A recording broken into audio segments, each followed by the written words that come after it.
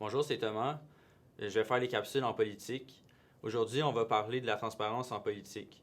Au Canada, il existe un projet de loi sur la transparence.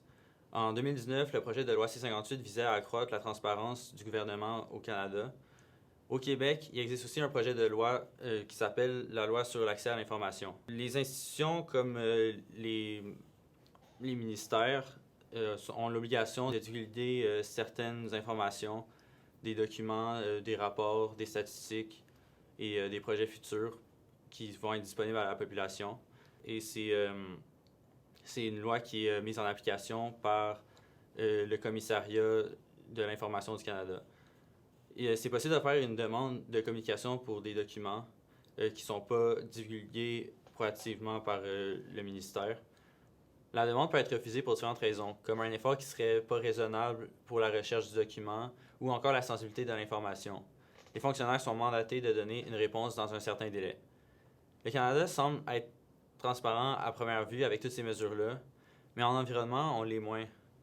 C'est les ministères des Ressources naturelles et de l'Environnement et de la lutte contre les changements climatiques qui sont les plus impliqués. Le ministère des Ressources naturelles, toutes les informations sont médiatisées, faciles d'accès, mais c'est surtout fiscal. Il n'y a pas vraiment d'informations sur le développement durable. On dit plutôt qu'il faut se référer au ministère de l'Environnement et la lutte contre les changements climatiques. Mais quand on va voir sur leur page, il y a beaucoup moins d'informations qui est divulguée proactivement. Il faut vraiment aller la chercher par nous-mêmes en faisant une demande de communication.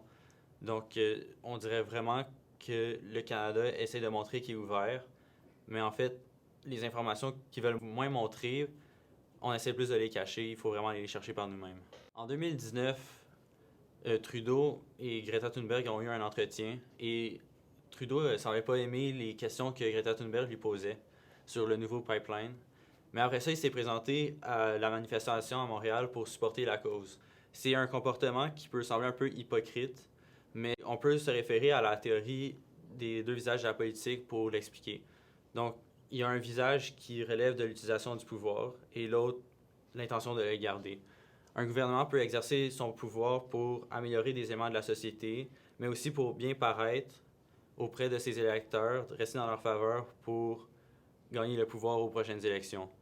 Donc l'exemple de Trudeau, c'en est un bon parce qu'il veut bien faire l'économie et après ça, il veut montrer à tout le monde qu'il tient à l'environnement en se présentant à la manifestation. Sur ce, merci pour votre écoute. On se revoit à la prochaine capsule.